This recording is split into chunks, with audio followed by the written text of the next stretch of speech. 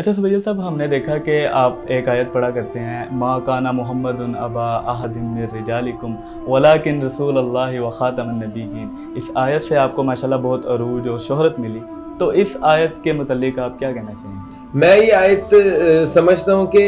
یہ جو وجہ شہرت جو ہے وہ قرآن ہے، ٹھیک ہے۔ قرآن کی ایک آیت تھی جس میں حضور صلی اللہ علیہ وسلم کی ختم نبوت کو بہت اچھی طرح انڈورس کیا گیا، ٹھیک ہے، اور لوگ وہ سننا چاہ رہے تھے۔ مطلب یہ لوگوں کی اپنے نبی کے ساتھ جو ہے وہ ایک محبت اور عقیدت تھی کہ وہ آیت میرے سے محبت نہیں ہے، آیت سے محبت ہے۔ تو ایک لوگوں نے وہ آیت کو جو ہے وہ سنا، اور میں یہ سمجھتا ہوں جو شیئر کیا اور جو اس کو پروموٹ کیا، وہ ایک میں سمجھتا ہوں قادیانیوں کے منہ پہ ایک زوردار تماچا رسید کیا کہ یہ وہ دلیل ہے جو حضور صلی اللہ علیہ وسلم کو ختم نبوت ڈکلیئر کرتی ہے، خاتم النبیین ڈکلیئر کرتی ہے۔ تو تمہارے جو ایک بدبخت جو بڑے ہیں جنہوں نے نبوت کا دعویٰ کیا، وہ جھوٹے ہیں، مکار ہیں، اور